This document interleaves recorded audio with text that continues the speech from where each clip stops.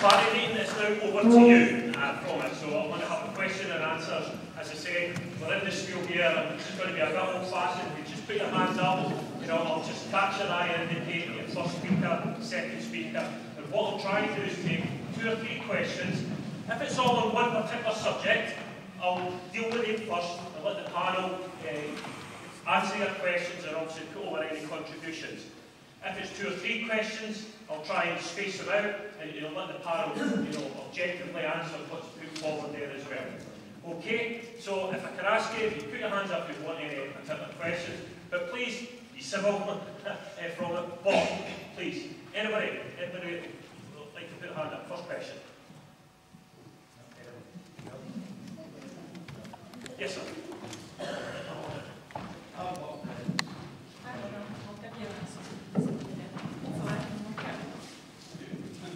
I worked in the Scottish Transport trade for 45 years. We've now got a franchise with an Italian company. I've been with we've got 350 employees in the company. Last year when we reached a franchise agreement, we decided saying there's an inclusion in it now that whatever happens in September next week, that we might not have a franchise anymore. So I've got 20 people, for 20 years, I've got people who's worked for us that might not have a job next week if they don't renew the franchise. What do we do with it? Okay. Colin. Sorry, can you explain that a wee bit more about you had a clause in the franchise agreement that They put a clause in the new franchise last year that we couldn't out of and they wouldn't let us trade any longer. So we keep trading and still keep business. We had to agree to the clause because we've nowhere else to go because we've been there for 20 years. No, and all I'm asking is because it's going to affect us a lot on what the VAT goes up to. VOSA for the based in Swansea, who's going to take the run with that over? How long is this going to happen? And what's it going to happen? We're worried about it because we take lorries into Spain as well. The likes of fuel. We put back the fuel tanks in lorries to buy the fuel over there because it's cheaper. So they come back here. All these things, I can't tell the staff what's going to happen next week. Okay, Bill, there's a few comments there I want to take that in for the panel. If you could just take notes of that. Anybody else got any other questions at the moment? And I'll bring it up. Yes, sir. Danny, I'm a financial advisor. I'm on financial services business. I'm a financial advisor. I'm on financial services business in Glasgow. I am desperately worried about what will happen after the 18th of September for 3 main reasons, all to do with currency. Alexander's first point on he wants a monetary union, and probably if Scotland do go independent, that would be the best thing. But why is it that the countries who have got a monetary union, and the Euro, Germany and France, are now moving more towards a fiscal union? They realise that the monetary union doesn't work properly. That's proved by what's happened in Ireland, it's proved what's happened in Greece. The other point is Plan B, is it's going to use sterilisation. Sterilisation in Scotland will not work, for the simple reason being that 1,250% of GDP in Scotland is owned by the banks. When Greece went down, when Iceland went down, the GDP in Iceland was only 700% for the banks. The third and the final point, just on that, is if Scotland get its own money, what happens to the people that have got mortgages? We've got mortgages, you've got mortgages from sterling, UK sterling, we're paying it back in UK sterling.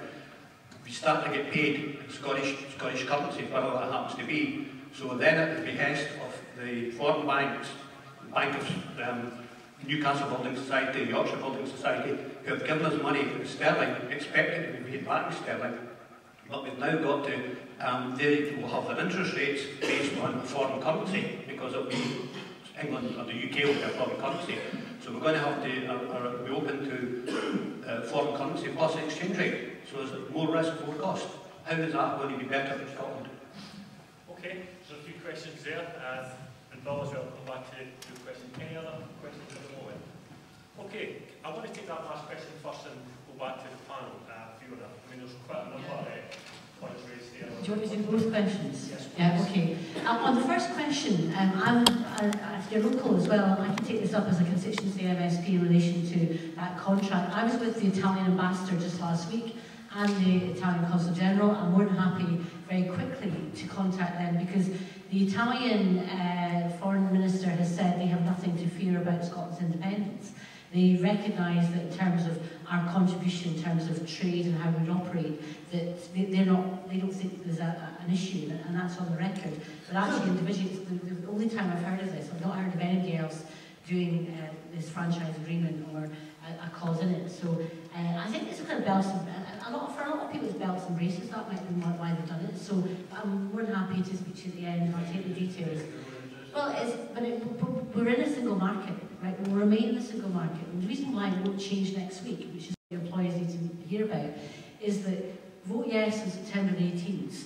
We remain as part of the United Kingdom and Westminster rule until March 2016, which is when things change.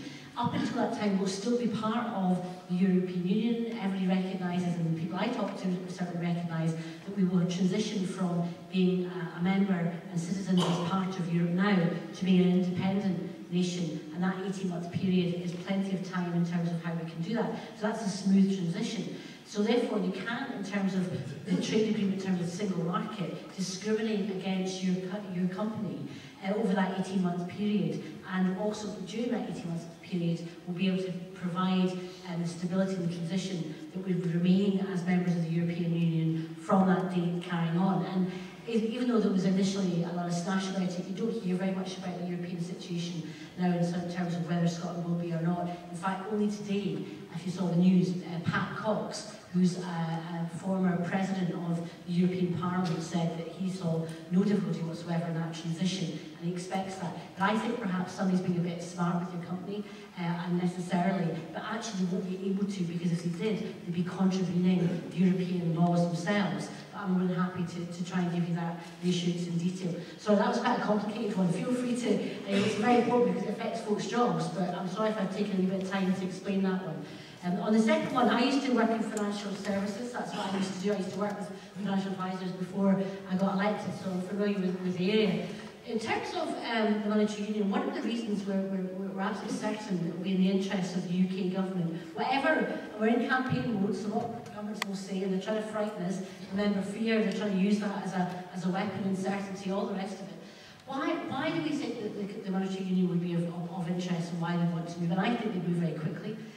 Although I've just talked about that 18-month period, any of us who've worked in finance and the financial markets will know they'll need to give a signal very quickly, and I think we will give a signal very quickly about the monetary union, is that it's backed up by, the balance of payments that underpins the pound is backed up by oil and gas, and oil and gas will be under an independent Scotland will be in that position. So in terms of the agreement with the monetary union, I'm absolutely certain it's in their interest, because if they don't, in terms of the financing of their debt, remember they've got by the time we get to 2016, 1.6 trillion. Do we really want to stay with a union that's ratcheted up 1.6 trillion of debt, folks? But we recognise we should service that debt, take our share in terms of servicing it. But that's also, they know that if they don't agree to the monetary union, they will be landed with the debt. And what Westminster Party is going to go into a Westminster election in 2015 and say, by the way, folks, to the English businesses and everybody else, your mortgage is going to go up because we've not come to an agreement with the UK government. So it's in their self-interest to make sure that happens.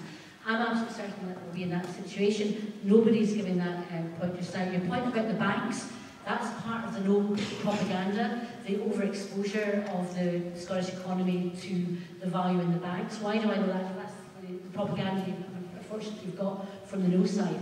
Because they've counted all the international trading houses, investments of the banks that are located in London. So hang on, how can an independent Scotland be counting the investment exposure of the major assets of banks that will be located in London after independence? So that's where that figure, which is so ridiculous, it shouldn't be given any credence. But unfortunately, when you've got Project Fear, as they've called it in the no vote, they're trying to give people uncertainty in that point. Remember, one of the first things Gordon Brown did as Chancellor of the Exchequer was to give independence to the Bank of England, which means interest rates are set separately. They are not set by the UK government. That's the point. So that's where, in terms of legal contracts, Mortgages are contractual with the employer. So I know that's probably, we're starting with some more technical questions, but I want to give you, people want information and they want explanations. And so Danny, forgive me for going into detail on it, but I think people deserve that, because actually there have been a lot of scare stories unnecessarily, and that's what we've got to address, and that's why we're having this meeting, to make sure people can hear the other side, because you're not going to get that in the other newspapers, and you're not going to get that in the media. You have to come to events like this to probably hear an alternative perspective. Okay, thanks, Fiona. Just as well, let me come back there. I'm bringing a couple of other members of the panel, just so these are important questions as well. Again, please indicate, just stick a hand up there if you want a question to ask Ursula. Colin, two very important questions here. I want to open this up to a bit of panel. One again is the so-called threat on job security, with some unscrupulous employers who actually want to take advantage of this situation. So could you maybe also comment on, as Fiona did, existing legislation there to protect people from it? But also in the case of the currency, I mean, that's obviously been a big debate issue, I think. Would you like to comment for the Yes campaign? Yeah, I'll do so briefly, and if people forgive me, I won't repeat what Fiona said, because I'm sure you want me to work other issues just as much. But on the second question, you said that you were scared about the currency. There really is no reason to be scared. None whatsoever. It's not surprising that you are scared, because the No campaign sounds like Private Fraser for Dad's Army. We're doomed, the euro will run out, our currency can't get used, our pension will never be paid, the sun will never shine again in Armadale on the 19th of September. That's what they're saying. And the answer is, they say, there's only 9 days to go and they refuse to tell us what currency we're going to use. We've told you to we're blue in the face. We're going to use our own pound notes. We're going to continue to use the pound.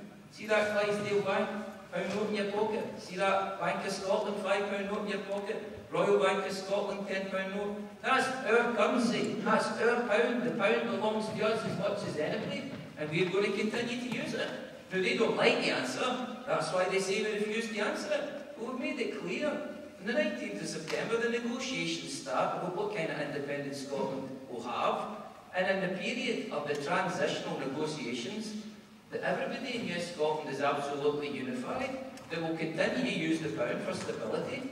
Or if in due course it becomes clear we would be better off moving to a separate Scottish currency, as Joseph Stiglitz suggests, who infers and makes clear that a Scotland that's independent would have a huge trade surplus, whereas Britain would have a huge trade deficit, it might be in our interest to move to a currency where it isn't just 1-to-1, but you need 3 English pounds to buy a Scottish pound. But the point is, that will be our decision, that's our decision about that. And on the mortgages, I always say to you, of course, contracts are rewritten all the time. Currencies change all the time. Not to talk about the euro. Remember, there was 14 countries who gave up their currency to join the euro. So their currencies were, their mortgages were in guilders, they were in Irish pounds, they were in liras, they were in pesetas, they were in French francs. Contracts are renegotiated all the time. It's no big deal. And so I would say to you, there's no need to be frightened about it. Just calmly look at what's on offer and you'll sail through it. And on the question of jobs and full employment and job threats, I think the other thing to bear in mind is Scotland will still need a transport industry when we're independent. We'll need a better one than we've got just now, the truth is told. We'll still be trading with Spain, we'll still be sending lorries from Armadale to southern Spain, trading goods back and forward. And the Yes campaign have made it clear we want to build a social democratic and, dare I say, socialist Scotland with full employment, where people get a decent wage from employers, where they have protection from those employers by trade union membership and a proper dignity of work. And that goes part and parcel, in my view, to the answer to your question. Okay, a couple of here at the front, Colin, and the lady in the black and white second. The gentleman at the back, we'll get them. I'm going to come back to you. I'll grab these commissions and come back. Yes, sir. I want to put a wee bit of perspective into this one, because I'm interested in this constitution and equal opportunity for all in Scotland. In 1970, I led a dispute to get equal pay for 4 women in the factory I worked in, and we won the dispute. Now, My wife came to work beside me in a place 16 years ago, and she had an equal pay agreement. She never got that agreement settled till after she retired, and that was in 2012. Now from 1970 to 2012, this disgusting situation has sat where women are judged as being less than men. And I want to know if the panel can give me a hint in how we are going to bring about this constitution. Because I don't want a constitution that's going to be talked down to me by a political party. So can anybody give me a hint how this constitution will come about? Okay, we'll pick that up. Could I ask you to pass the microphone along to the lady in the black and white? Pick that question up. Okay, Mr. Chairperson at the back. Hi there, my question is about the taxes we're going to pay every month. Now, Alex Salmon said that we need to pay increased taxes because we're going to have more people in work to pay taxes. But that's not going to happen in the short term, and we need the money to be able to give wages to new people. I work in a university, and I know that every year we face budget cuts, so to fund the extra people to pay more tax, to stop us paying more tax, where are we going to get the money for that in the short term? Okay, can I just take the first question? Kate, gentleman on there, raised a very question of a very poor equal pay dispute there under the Constitution. Yeah, just picking up on a subject that I clearly touched in and what I had to say. Well, two things really. We're in the shocking situation of mainly Labour-led local authorities in this country spending millions and tens of millions in some cases fighting equal pay claims by some of the lowest paid women, and it's been going on for 10 years and more, and one of the cases has been taken all the way to the Supreme Court, and they're still kicking and screaming about paying women what they are due for the work that they have done over the past 10 years. And over 100 women have died in waiting for those equal pay claims to be settled, and frankly that's just disgraceful, and I never thought I'd see the day that Labour-led local authorities, supposedly the party working people with huge trade union background, would be fighting paying women their fair due. And frankly it's kind of down to Colin Fox's sister, actually, one of the people who, as an equality lawyer, is fighting them all the way and making sure those women get their due. And I would like to see that change. Now, there's something about culture, but there's also something about what goes into your constitution. And the other thing as well is that, before I touch on the constitution, it's also about the government you vote for, because it's not just Labour local authorities. We've had the Conservative, Liberal, Democrat UK government attack the tribunal system, which damages women hugely. So now if you're a woman and you're sacked while you're pregnant or made redundant, and it happens, it happened to my neighbour along the road, employed by one of the big banks, and kind of put in all the extra hours. As soon as she went off on her maternity leave, she got her notice of redundancy. No point in her fighting it. I tried to tell her she should. She was scared she would never work in the industry again. It's all she's ever done. So this is what they do all the time still to women. But also, she couldn't afford the fees, because she now has to pay up front in order to take an employment tribunal, to go to an employment tribunal to fight an unfair redundancy and sacking. And that goes for men as well, but more cases, there's still more cases for women in pregnancy redundancy. That's what we get from governments we don't vote for and we don't want. And one of the ways to protect against that is always having governments we vote for, but also with a written constitution. The way to make sure it's not top down is that we, after the 18th of September, we get back in these halls, we get round tables, we go online, we get into classrooms. I feel very strongly that children have not necessarily had their say in this debate, that they should be included in making a constitution. And we just involve the people in every way, in every platform we can. Part as well, I mean, it's a point recently, the Constitution. Do you respond to it? Yes, I think that's the Constitution and how it is implemented and how it is decided on is very close to the hearts of the Radical Independence campaign, and something that that we have been thinking about a lot. Not just that we, as the Radical Independence campaign, should be involved in it, but that we should all be involved in it and all have a say.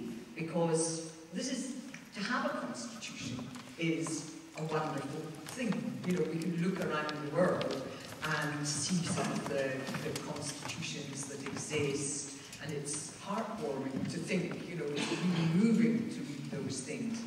However, there is a gap in many countries, between what is in the constitution, what is enshrined in law, and what the actuality is for people. But if we have independence, this is a fresh start for us. We've learned a lot, I think, through the years. We've learned, you know, I'm of a generation that fought for equality for women. You know, when there was a movement, I think we're coming to another movement now, and some of the things that were intended to make life better for women are enshrined in law. But you're a living example that it isn't always about the law. It is exactly as the gentleman said, it's how women are valued. So you're supposed to get the same pay if you have a like-for-like job. But funnily enough, it's really difficult to get that like-for-like if you don't value women. So if it's a traditionally women's job, you'll get less pay. So that fight is still to be won, and can be won. And I think we all do this, you know,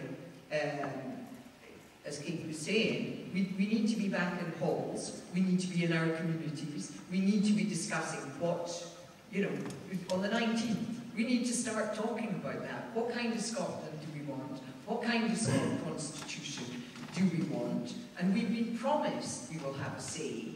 So we can't just go back. We need to continue to do that, because that's just a start, and I think it's a really important start.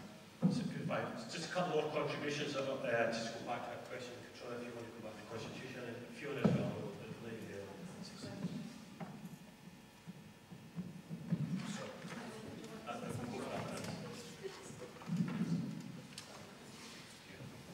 Yeah, I think the Constitution's a really interesting one.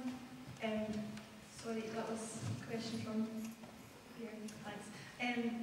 Yeah, it's an interesting one because to me it seems like a much more democratic process, and that people's aspirations are actually valued, the aspirations of the country as a whole. And I think also there's been such an awakening of people's interests in how the country is going to be run. I think a lot of the groups that have sprung up will actually continue after a yes vote, if you like, to be invested in it and contributing to the debate. For example, Business for Scotland will still exist after a yes vote. I'm quite sure NHS for Yes will as well, just to give you one example. So if you like, it's about getting that voice, that democratic voice, heard and involved in a written constitution. It's a really exciting prospect. Yeah, on the point of the taxes, I mean, every year for the last 33 years, Scots have paid more in taxes per head than the rest of the UK, so we more than pay our way. We have a population of 8.4% of the UK, but we contribute about 9.6% in terms of what goes into the system. Remember, we've also got the setup of the systems that are already here already, 2 to 9 pension centres, Motherwell and Dundee, we've got a tax office in Basket, we've got Inland Revenue, we've got departments that are already established. In terms of setup costs, Professor Dunleavy estimated around about £200 million, and that was grossly exaggerated by the No campaign, and they had to retract on that because he misquoted him, and he himself went to them as an academic saying, don't misquote me.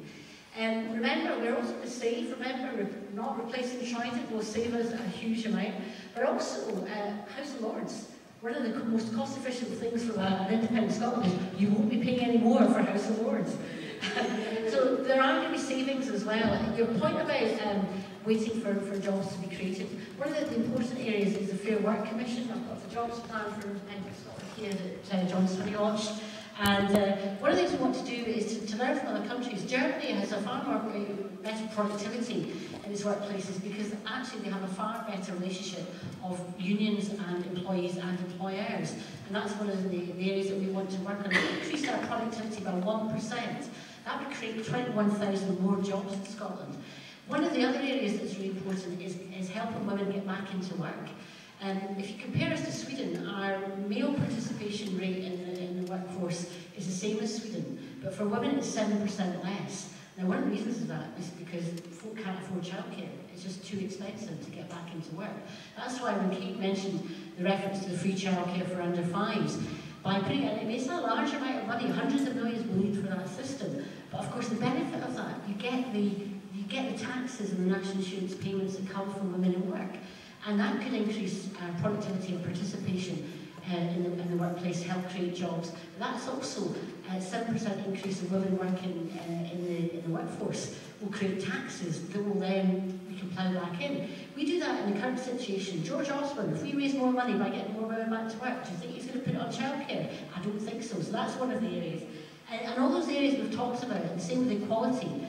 All these, the timetable promise we've got, which we don't know what powers they might want to come up with, none of what has been proposed so far, and I can tell you, I don't think anything they'll come up with will cover employment legislation, which is what we need for the Fair Work Commission, or equality, which would address the point of equality, but also on whether it's in corporation or business legislation in other areas. So those three things are what we need to make this country get back to work, have better, higher wages, better productivity, but also more women being able to access work. Those three powers you'd get with yes, you won't get that with no.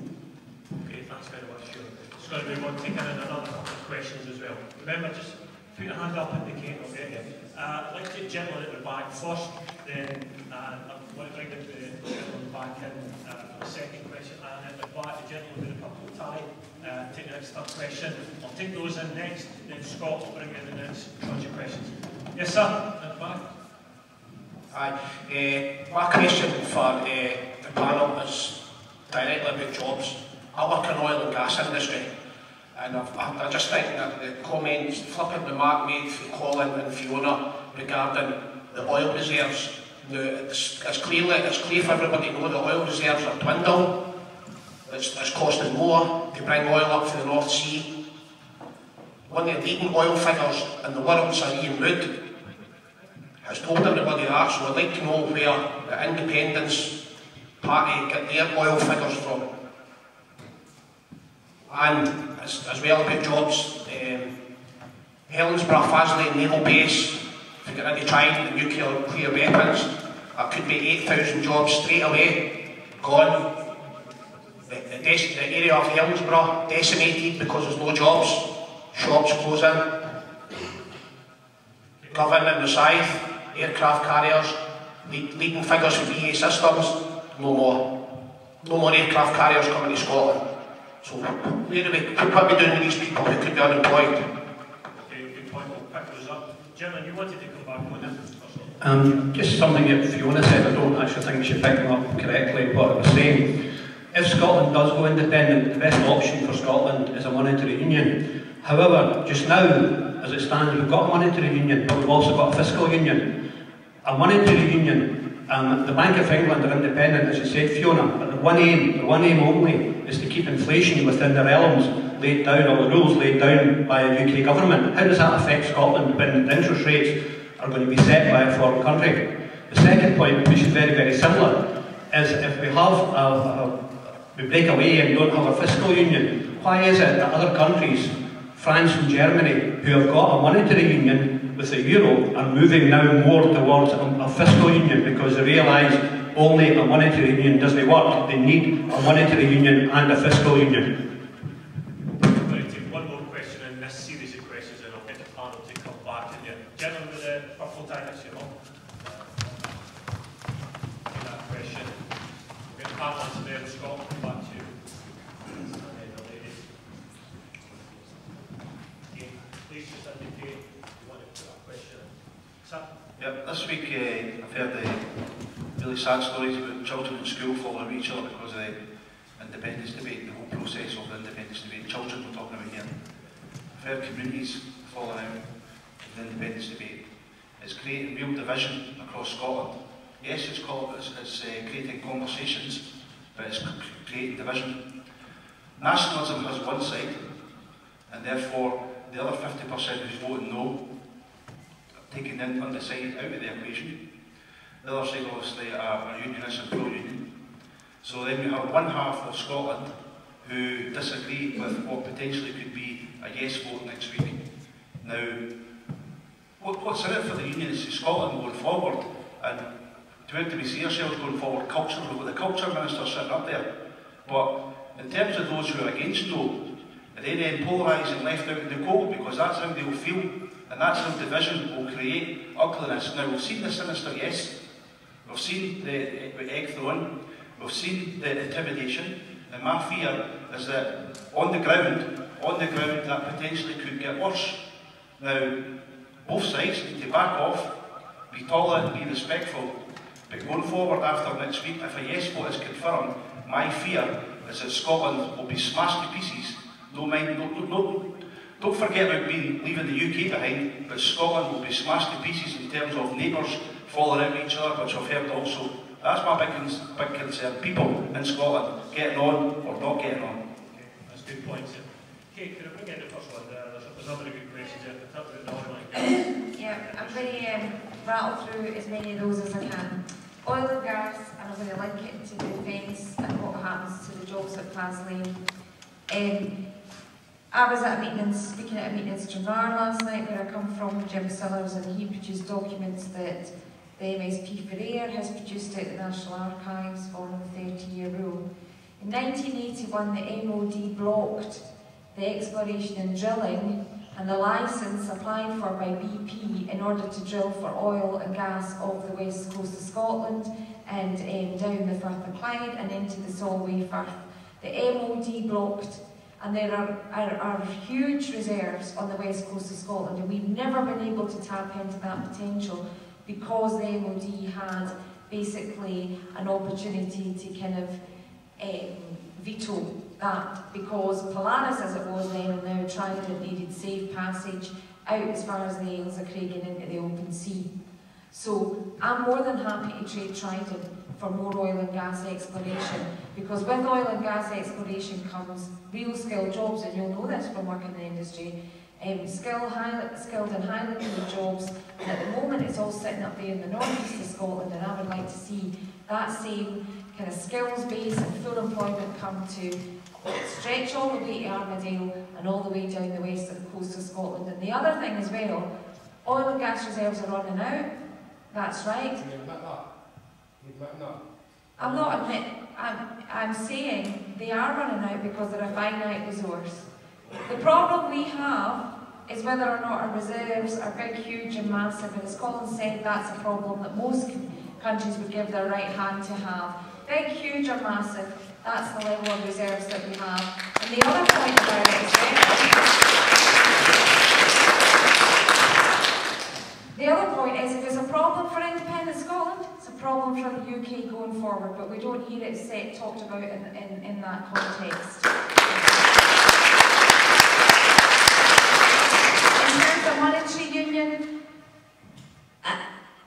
I think, I wouldn't say this is an area where I have expertise, but I kind of think common sense kicks in here in terms of what is in everybody's best interest, as the points that were made.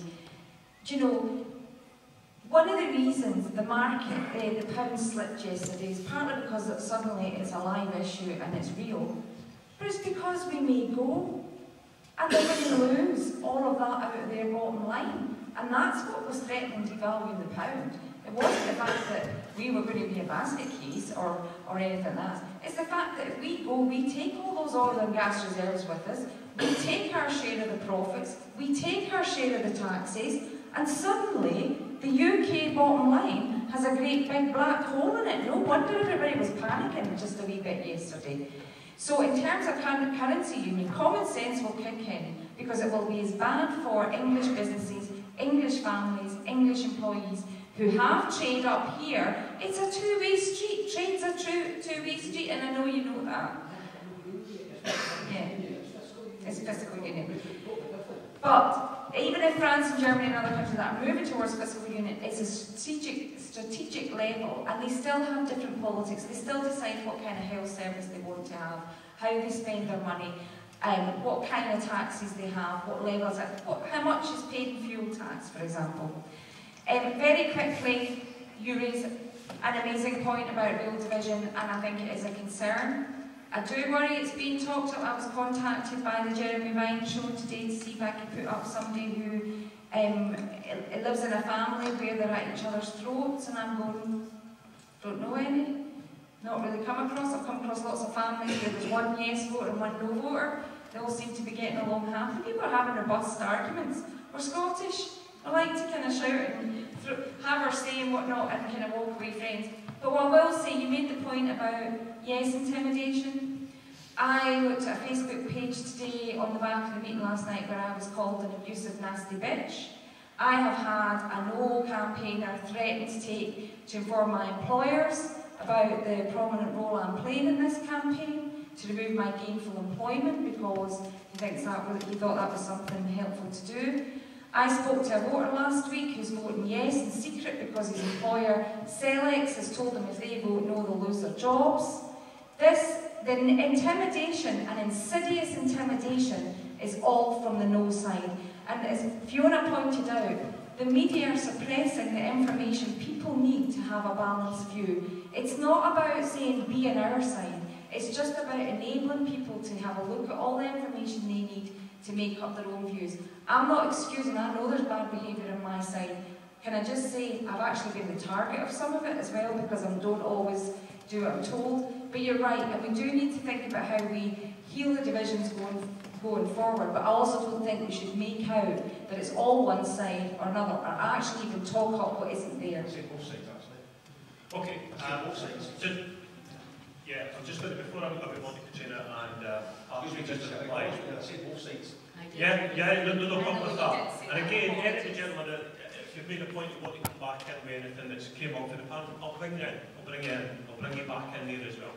Catriona. Yeah, I just got to add to financial stuff, and obviously it's not my area of expertise, but just in sort of simplistic terms, I suppose, my understanding is that essentially we, as Scotland, has a trade surplus by quite a significant degree more than England. So it's backed up by, no, that is actually the case. I mean, we have a trade surplus, so our chequebook is in a positive balance, if you like. We basically export a lot more than we import, and that's backed up by oil and gas, whisky, renewables, fisheries, agriculture. It's a very, very strong economy. There's no getting away from that. The other point of view is that the English economy is, they actually have the opposite. They're in a trade deficit, so they basically import more than they export, and that's factually correct. You know, they have, their chequebook is in the red. You know, so who, you know, so the point is, and then also the Treasury has also underwritten all of the debt legally. It's been underwritten.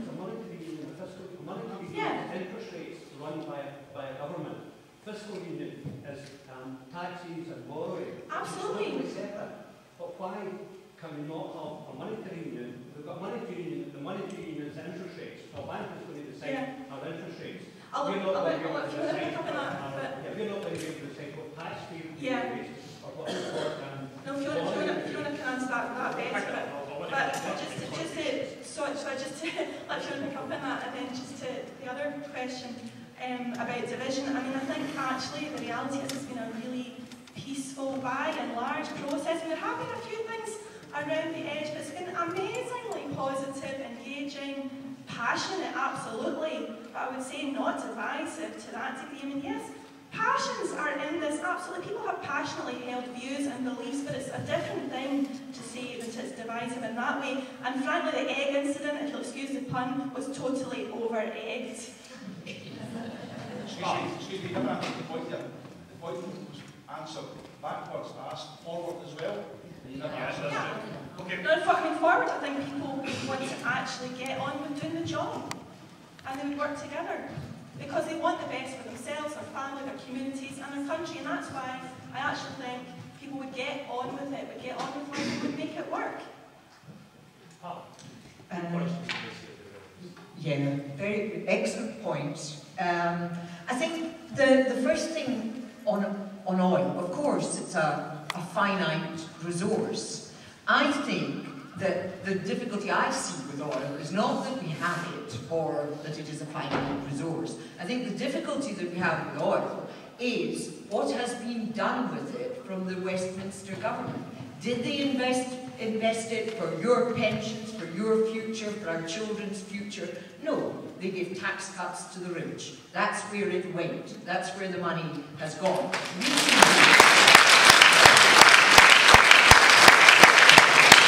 can do something very, very different to that. We can use, if we've got 20 years of oil, if we've got 10 years of oil, we can invest it, as they did in Norway, they were much longer. But even that could secure our children's future. I think on Trident, I think that is a worry. Of course, that is a worry for people who live there. I passionately want to get rid of Trident, because a terrorist attack on that would not just ruin the economy, it would wipe out Scotland. I abhor. Who would I want to kill with nuclear weapons? Who would any of you? We wouldn't. Is it a deterrent? That's a hangover from the Cold War. Doesn't deter anybody. But what I would say in a concrete kind of way is that all the people who are employed in Faslane do not work directly on Trident. There are other submarines there. Now, I don't want any submarines there, but it would take longer to get rid of them. So people have talked already here about new industry that we could bring in. People who work there, many of them engineers, we are crying out for engineers in this country. They could be redeployed in renewables and all kinds of other things. So I think that we have to trust that if we have an independent Scotland, that we can have a different way of working, and that there would be jobs for people.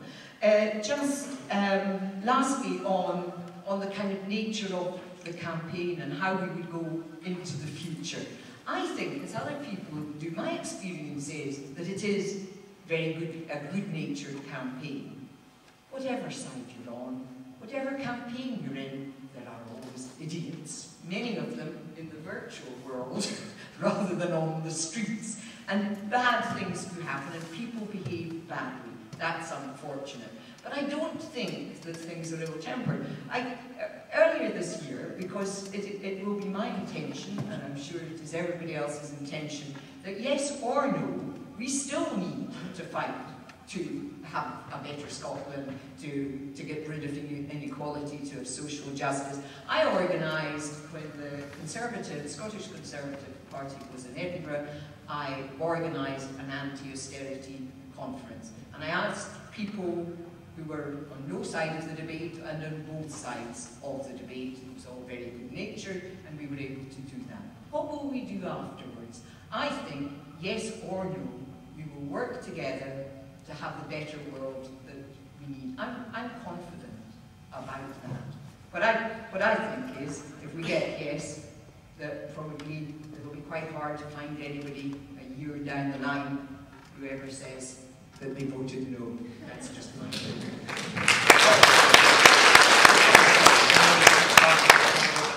Yeah, I'd just say, just on the question about oil and gas, of course it could be argued that the oil and gas has been running out since we discovered it. Since she started taking out the ground, it's been running out. The point is, it's past peak production. The was that Ian Wood did say, conceded, there'll be 30 to 40 years, trillions of pounds coming into the Scottish, not the British exchequer, and that is a tremendous asset to our economy. And I think that's what we can all agree in this debate in oil and gas. I think it's really important. And on Faslane, I'm bound to say this to you. Indiscriminate weapons, which don't discriminate between combatants and non-combatants, are illegal under international law, and Trident nuclear weapons is precisely that. Once that nuclear weapon is fired, you can't guarantee that it's only enemy soldiers you're going to kill with it. You're going to kill innocent civilians, men, women and children, and therefore it's illegal. It's also immoral. In Scotland, the people of Scotland are very clear. It's not something that we want to be part of. We don't want to be involved with weapons of mass destruction. It's not an industry that we can defend. In the same way that 200 years ago, I'm sure progressive people like us in Armadale were arguing against slavery because it wasn't an industry that we wanted to be part of. And we argued against slavery despite the fact there were people, I'm sure, who'd stand up and say, hold on, my wee factory makes manacles. I make cars for driving slaves to market. You have to have a higher moral integrity. And what the Yes campaign is saying to those men and women, good, hard-working, decent people at Faslane who are worried about losing their job, the Yes Scotland campaign is committed to full employment, full retraining, protection of their living standards, while we move from transition to having tried nuclear weapons to getting rid of them. And I think that's a right and robust thing to do. We don't want Trident, we're going to get rid of it. It's immoral, unjust, and it outrages the common decency of people in Scotland to know that they're part of an evil club of only 9 countries in the world have got one. And when we're independent, we'll not be in that club. And can I say, I think, just the question about the fear of divisions, it's a genuine question, I welcome it, I think you put it very well. It's unfortunate children in the playground are disagreeing with one another. I'm sure we'll be disagreeing about something else tomorrow, that's children. I have to say to you, this has been a peaceful, democratic, tolerant, respectful debate. Tomorrow, I will be debating with Neil Finlay, one of Fiona's colleagues, is a local MSP in the Lothians. I'll then be debating with Kezia Dugdale and Cameron Buchanan for the other side, at Edinburgh College at 4 o'clock. I will be debating with them robustly, but I respect them. They're good people, they're clever, they're talented, and my point of view will be, I want them, if there's a yes vote, first of all, to respect the democratic wishes of the people of Scotland. I hope they'll then deploy their talents and resources, demonstrable as they are, to building a new, better country with the rest of us. And I think that's the nature of what world in Scotland will live in after the 19th of September.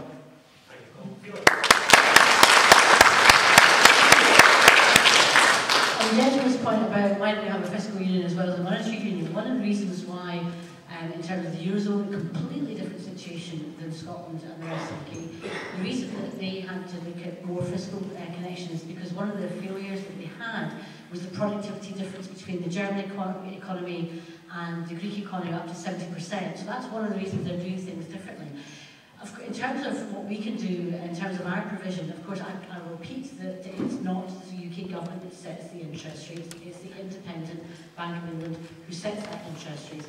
And also in terms of what that means, we need to have the levers on the economic areas of taxation so that we can do the things that make us more competitive, whether it's energy, renewable energy, or oil and gas, creative industries, whether it's in relation to food and drink, all the diverse strengths that we have, we can be more flexible about what we can do with our own economy if we have our levers on the instruments of taxation and the economy in general. We will still have masses of influences over in relation to the taxation and also employment and a whole lot of other different areas that will be good for the economy. And the only thing we're suggesting we do is have the monetary union. Why do we do that? Because the commission, a fiscal commission that was set up by the Scottish Government, had independent reporting with 2 Nobel laureates in economics advising us what would be the best option for Scotland. He said the best option was a currency union. He also set up a whole load of other areas. That's why in terms of other options, there are other options there, but that's the one that they recommended.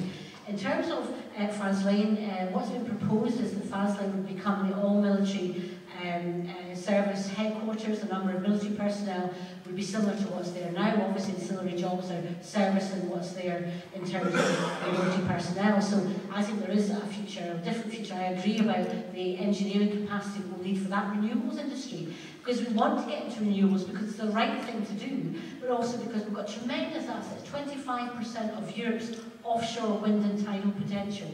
And the question about oil, why is this the only country that has oil and sees it as a problem?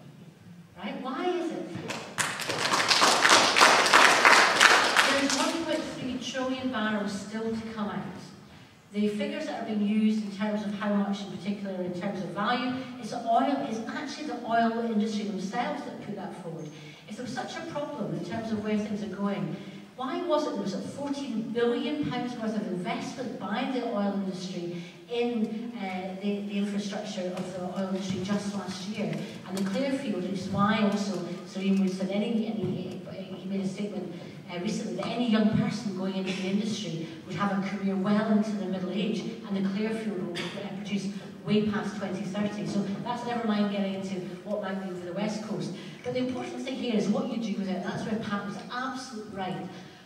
You know, the UK is the only country that has oil that doesn't have an oil fund. Every single other country has an oil fund, and that's investing for the future. So when eventually the oil does run out, you can live off the interest. That's what Norway does. Norway, discovering oil at the same time as Scotland, has an oil fund worth £500 billion. So that's their national pension fund. It means that eventually, at some point in the future, when they're no longer producing oil, they'll live off the interest of that for years to come. We have an opportunity to do that over the next lifetime of the oil industry. And remember, they said in the 1980s it would run out, they said in the 1990s it would run out. Why don't we do something sensible, like the Norwegians, and use our resources and invest in for the future, and learn from our northern neighbours how to do things right? The UK government has failed to do that over the last 30, 40 years. Let's make sure over the next 30, 40 years we do something sensible with an oil fund for Scotland.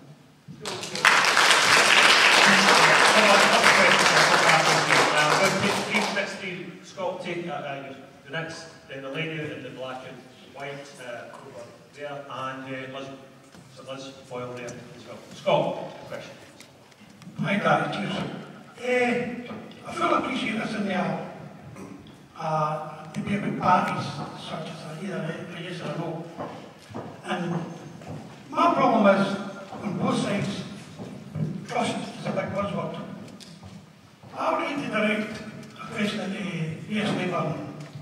Why should the people of Scotland, especially the Master of Labour for trust in Scotland, I mean, tonight, yourself, Dan, you've got two people on the right hand side, two ladies that have both made scathing attacks on your Labour policies. But, and again, I can only speak for myself, you were elected as councillor on those policies. Many in this audience. Right? So, what's happening here? Are you saying we were wrong? Or is you saying, as US Labour saying, they got it wrong? And, I mean, the people, this is a personal attack on you people back a long time, but I can only relate to you because you're a personal. When you were standing as Labour councillor in this community, the person you were directly against, in most cases, was an SNP councillor. Now, everybody, whether you agree with SNP or no, their policies have never changed. Everybody knows what SNP are for, and I respect them for that. I've never, if I've been old enough to vote, I've never wavered for that. But you like it? Yes, Labour. Sorry? Come on, we got a point. You've got a question. No, Scott, no, just finish up your point. It's a good point. I'm just asking why the people, the Labour force in Scotland, should trust yes Labour now and say, well, did you get it wrong? Did you? When you were elected canvassing for support against everything the SNP stood for at the time, the NHS, the Labour Labour against the NHS, you canvassed Labour's policies on that. Were they wrong? Were you wrong? Okay, Scott, can I ask the lady? I just wanted to ask, I was watching a programme, one of the political programmes today, and it looks as though if we do stay in the UK, that state pensions are, there's going to be some sort of means testing that they seem to see as coming up. Now, I'm one of these ladies that's been caught in the trap between the 65 and the 66 age group. I paid all these years, paid enough contributions into my pension, and I realised that the UK government will have to pay it out regardless, but obviously my preference would be, if we do win the yes vote, to have my pension paid by the Scottish government, because then I would know exactly what I was getting. And I want to pay any taxes that I might be paying. I want to pay them to a Scottish government, not a UK government. I'm just wondering, if there is a yes vote, would the government here be proposing to pay out the pensions to the likes of my age group that would be into the next state pension, or would it be coming from the UK government? Okay, good point. Can I have a microphone just over here? Liz, just put your hand up, Liz.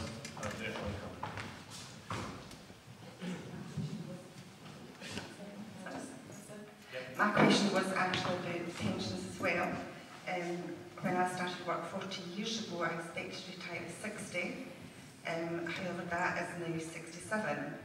I'm getting tired. Like Jessie in the wee booklet, I want to be able to retire earlier, play with my grandchildren if I get any. Under a yes of independent Scotland, would that be brought down, that age be brought down or nearer 60 rather than keeping climbing? I've also got another question as well. Alex Hammond said that we would need immigrants should we be independent. My son and a lot of other people his age, young kids, they find it hard to get a job as it is, and without even more people coming in to get jobs that should be for Scottish people.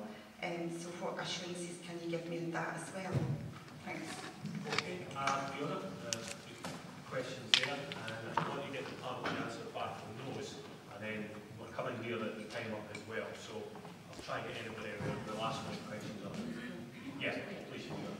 I think the point that the gentleman made is really important. You know, I meant it when I said this is no longer your politics of party, this is politics of people. And that's why people have to understand that, you know, in March 2016, she's got to vote yes. That's when the legal transfer, that's the Independence Day will be. But you then go straight into election, and that means that you can vote for a Labour government to run an independent Scotland if that's what you want. And that's why it's not about saying what ticket people have stood on in the past. This is most definitely about the future. And I'm delighted that there are Labour members voting for independence. This is they're across, I'm meeting across West Lothian all the time. But it's also about respect, and I did get a chance to reply to your point about that. We've got to have a respectful Scotland. I know we have a respectful Scotland, but we've all got that responsibility. We're an inclusive, tolerant nation, and that's something that we have to cherish. And that's why immediately after a yes vote, we need all the talents of all the parties and of none to build that Scotland. The referendum isn't the end, it's the beginning of what we want to shape, and we'll need all the talents, and we'll need to work cooperatively on that. On the point about the state pension, we don't think that there's a need to move to 67. We have a review immediately because we don't want to see that kind of, you've worked all your life and how do you enjoy the time. The share of our taxation system that is needed to pay for pensions, health, etc. is marginally less than the UK, and we'll be in a position that we could take a different position. The point about 60 or 67, I'm not saying you're back down to 60, but if you have powers over employment legislation, you can do things a bit more inventively. How do we make sure that there are more jobs for people? Some people are in a situation they prefer to not work the long hours that we work and work differently and find a more flexible way of working. That also might come out of what that Fair Work Commission I was talking about in different ways of doing things. And in relation to what we need to for the economy for the future, all countries in Europe are ageing, and so therefore in the future we'll need to make sure we find us now comparatively to the rest of the UK. We've got a younger population currently, but if things carry on in the future, it might not be that. When I'm in my Zimmer and I'm using folk paying taxes to pay for my healthcare and all the rest of it. So what we do need to do is make sure we grow the working population. There are different ways of doing that.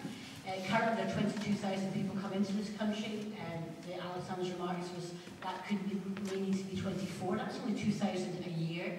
However, if we make sure, as Kate mentioned, in terms of young people, instead of having to leave this country to do well-paid jobs and the careers they want, we can get them to stay here. That, to me, would be a way of actually making sure we've got enough of a working-age population to pay enough taxes for the rest of us when we get to, and the projections are 2030, 2040.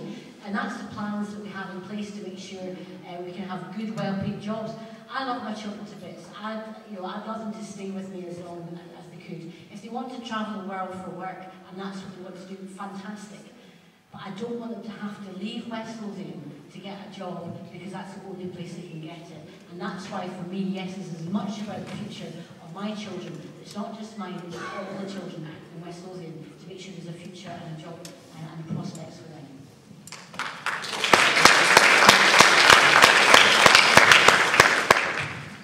Yeah, no, I just wanted to pick up on a bit about Labour voters voting yes. I mean, I think that's come about for a whole variety of reasons over quite a long time. And I've voted Labour in the past. And, you know, you've got Andy Burnham, for example, in England, who's basically saying, he said that the NHS won't last another 5 years of Tory government, that it's on its knees. It's, you know, and then at the same time, you've got, you know, Welsh Labour minister saying, well, actually, you know, the NHS is a real problem with cuts coming to Wales from Westminster, and you've actually got Scottish Labour MPs in Westminster with Scottish seats who are saying, actually, you know, Westminster policies could be damaging to the NHS. So there's mixed messages. It's like holding up a mirror to the hypocrisy that's been going on. Not only the policies that were very unpopular, like the Iraq War, and you know, changes to the NHS, but it's actually a different story that will be being told one side of the country to the other. And I think, you know, people are getting a bit fed up with that, quite frankly. And yeah, I can see why. I can see why people are fed up with that. They want something different. A couple of good questions in the audience. Yeah, I mean, I think a lot of people in Labour are really wrestling with this one, because I think a lot of people do see independence as a chance. But if you've been loyal to your party, either as a member of the party or voting for that party, or indeed being an MP or an MSP, it's very, very difficult to break with that, because people do feel loyal to parties. I often speak to people on the doorsteps and they say, oh, my granddad, the long dead, would kill me if I was voting against anything else. But this is not about parties, and you can still be loyal to your party. It's about, you know, it's about the future of Scotland, and I think people have to be brave and make a decision for where they think, you know, things, you know, where they think we can have the most opportunity to make that change. You know, as I think Fiona said before, if people feel that Labour policies are better, or the ethos of the Labour Party is better than the SNP, we will have a chance in you know, in a couple of years down the line to vote in a Labour government, or indeed any other government, any other parties that come forward, and nobody will be asking the question then, did you vote yes or no? Just quickly on immigrants, I think we do need people to come to this country. I welcome immigrants to come. I think we are a nation of immigrants. Everybody here must have relatives all over the world, in Canada, in New Zealand, everywhere in the world. We've had to do that because, for a living, you know, we've had to do that because of poverty. We've got to go around the world on a venture, but largely through the centuries, we've had to go just to have a livelihood. I think we will welcome people who come here to have a living. I wish the world wasn't like that. I wish you could just go anywhere with no borders, and you could go, if you're rich, you can go anywhere in the world. If you're poor, it's much more of a difficulty. But we need those people for our own, and I know the question was, what about our kids, and will they have jobs? If we have independence, and even if we don't have independence, we need to fight for the kind of country where we're building social housing, where we are moving to renewable energy. This, you know, once you've got a few people working, that money, where do working class people put their money? We don't put it in stocks and shares or, you know, anywhere else. We spend it in our community. That generates more wealth. That's how we make a difference for our children. Okay, thank you. Kate. Yeah, I'm going to pick up on the lady's question about where pensions should be paid. I haven't picked up today that they're talking about means testing pensions, but then given that the man at the forefront of the Save the Union campaign is now leading from the back benches is Gordon Brown, the former Prime Minister and Chancellor, is the man who increased state pensions by 10 pence for the Chancellor. Nothing kind of surprises me, I suppose. I suppose it comes back to what Fiona said. On the 19th of September, nothing changes. We still have a Scottish government, we still have a UK government. The world on its axis will still turn. We will still get our pensions paid from where they come at the moment. Everybody will still be in their jobs. But there will be a lot of sorting out to do if there's a yes vote. There's no doubt about that. But everything continues as it is. And whether or not there's a transfer from the UK government to the Scottish government for existing pensions remains to be seen. These are the kind of things that have to be sorted out in negotiations. But what we have had is reassurance from the DWP that everybody who's entitled to a UK pension at the moment will still get it after independence. Because just as if we were all lucky enough to be able to up sticks and go and relocate as pensioners to Marbella or whatever, those expats still get the UK state pension. We would effectively become expats. So that deals with that. And picking up your point, absolutely, why should we trust, why should Labour voters now trust yes? And you heard me being scathing again about Gordon Brown, and I've been one of the people who has said that. Because I'm so disappointed that, you know, I celebrated in 1997 when we became Tory free, when a Labour government got in. I bought into that dream that things were going to be different. And the first thing they did was cut loan paying benefit. And you kind of thought, where did that come from? And then they started introducing tuition fees, and then they started doing all the things that I don't think a lot of people in Scotland support at all. And one of the things I've said to Labour supporters is, what's going on? I mean, I don't think there's any coincidence that it is 3 MPs who are now leading the charge to save the Union, because it's about their own jobs. Scottish Labour is actually quite a different beast. I work closely in my day job all the time, and they are quite different, and they have some good policies. They don't have some good ones, but then neither does the SNP sometimes either. But the point is, for me, is they want you to vote no in the 18th of September, to vote in a UK Labour government that isn't going to do very much different from what the Conservatives are currently doing. I want you to vote yes on the 18th of September. You can vote for the Labour Party you want in 2016. Because I think all of us feel that where New Labour sits at the moment is so far from the Labour values that Scotland holds dear, that actually a good shake-up would be great, because we would get the Labour Party we wanted, and we might actually be prepared to vote for them again. But the point I'm making was, this is a real SNP street, to be honest with you. Because if it's a yes vote, right, after that, then the Labour Party in Scotland split right in the middle. Because the people, the traditional people, Labour voters, are not going to vote for the Yes Labour. So the SNP stands to benefit greatly. That's the only competition. There's no guarantee the SNP will survive post-September. You're making assumptions. I actually think what we've seen is a renewal of politics, and I think there will be new political parties, new allegiances to Scotland.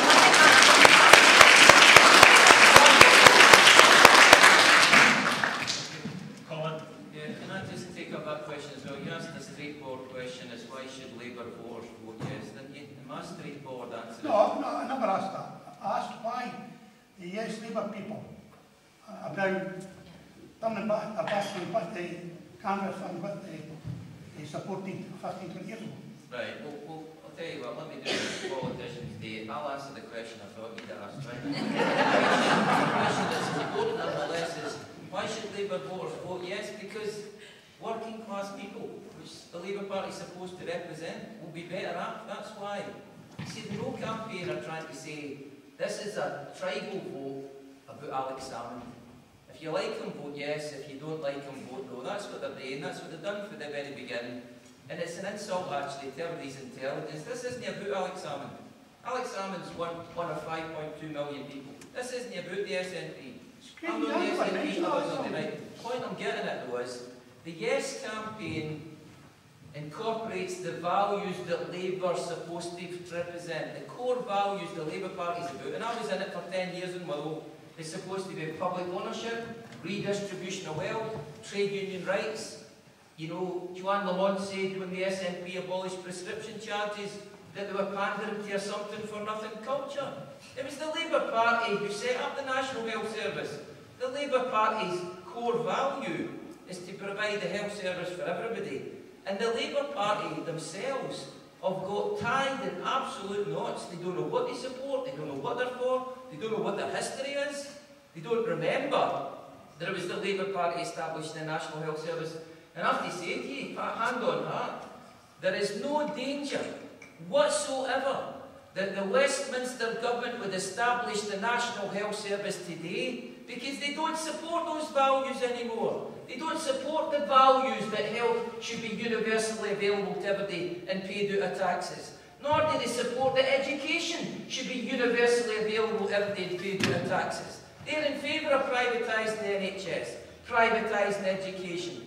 Alistair Darling, to his utter discredit, was the Labour MP in Edinburgh Central. I went to see him with the new Royal Infirmary in Edinburgh. They said, we're going to build a new Royal Infirmary in Edinburgh. Great news, because that one that we had was built in 1723. We figured we were entitled to a new one. But the new one was owned by the Royal Bank of Scotland, under a PFI. And when me and the union people went to see him, he says, I don't care. I don't give a damn who owns the hospital. I don't give a damn if the ancillary staff work for cowboys. I don't give a damn. As long as the doctors and nurses don't work for cowboys, that's all that matters. And I remember saying, the only reason he's exempting doctors and nurses, because as you know, if he went the whole hog on his idea and suggested that they should be privatised today, he gets strung up like Mussolini for a lamppost, because there's no tolerance of that kind of privatisation in this country. So I say to Labour voters, vote yes and support the core values that that party stood for, was established for, to represent working people, and take a look at who Labour is standing alongside with in the No campaign. The Tories, the Liberals, UKIP, the BNP. Sometimes politics isn't anywhere near as complicated as they would have you believe. And on pensions, I move to this quickly and say, don't let's forget that we're having this debate in a vacuum. You know, the Westminster government have already made it clear there's a triple whammy on its way for you and your pension rights. They're saying you're going to have to work till you're 68. You're going to have to pay in more into your pension pot. And you're going to have to expect to get less out when it's due for its payout. That's the triple whammy. And the Yes campaign and the Scottish government are absolutely clear. In Scotland, there's far too many people dying before they get to retirement age. In East End of Glasgow, life expectancy for a man's 56. What would you buy a pension for? You might as well buy another Celtic strip with the money. The point is, we've got to protect dignity in our retirement for our senior citizens. They work their whole life in Armadale, whether it's in the pits or Plessy or PMC, and they're entitled to that dignity, and we've got to deliver it. The last thing I'd say, Danny, about this question, I'm sorry the woman who asked the question about immigrants is now left, but that's how things sometimes go. I think we have to be absolutely clear. Poor immigrants aren't the problem here. We want jobs for everybody, we want decent pay for everybody, and who's stopping that from happening is the poor immigrants from Poland or Spain or Romania or anywhere else. The problem is the UK government and big employers who want to exploit cheap labour, whether they come from Armadale or they come from Argentina. They don't give a monkeys because that's what they do. And we're making it clear in the Scotland that we're building, that's bang out of order. There'll be no exploitation of anybody in this country. We want a high-wage economy, with dignity in employment, we're protecting our trade union rights. And I say that passionately because I won't allow anybody in this country in this debate to stigmatise people who've decided to come from their country and make this country their home, make this country better as a consequence, bring up their children here, make this country richer in so many ways. When our history over 200 years, you know, you've got family and I've got family in Australia, New Zealand, Canada, America, South Africa, the world over. who took the brave and courageous decision to go to a place they never knew hee-haw about to build a better life for himself. And I welcome those courageous people who are going to come to Poland, Catalonia, or wherever else to make this country a better place, and you should do, because it's economically, socially and culturally the intelligent thing to do.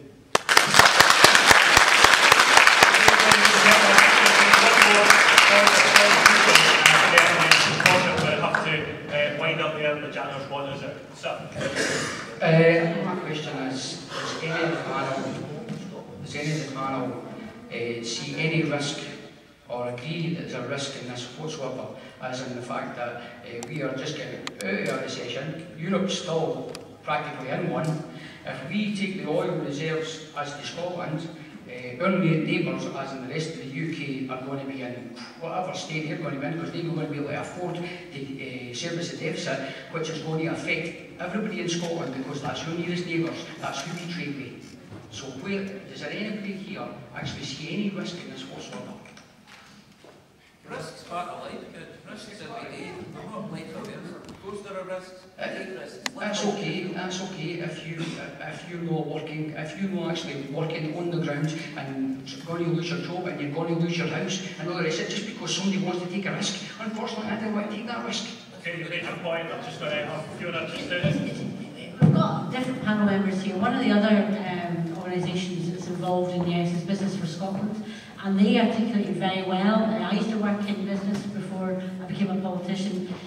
In terms of what we do, we manage risk all the time. The risk is staying with the union. The risk is looking at what they're doing in terms of establishing £1.6 trillion worth of debt by 2016. Now, we want to work cooperatively with them. They are our biggest trading partner. We're their second biggest after the United States. It's important that we make sure that's why we want to have the currency union. But we cannot stay the way we are.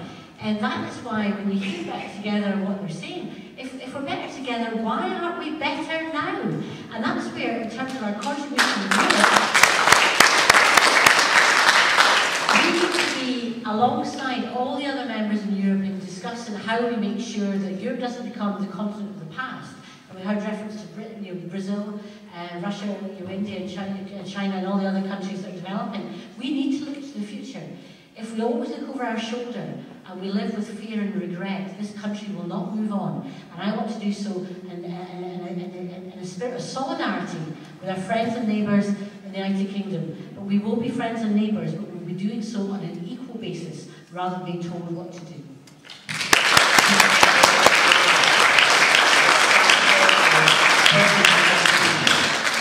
Just to finish up there, can I thank you all first of all for attending. You've been a fair, respectful audience.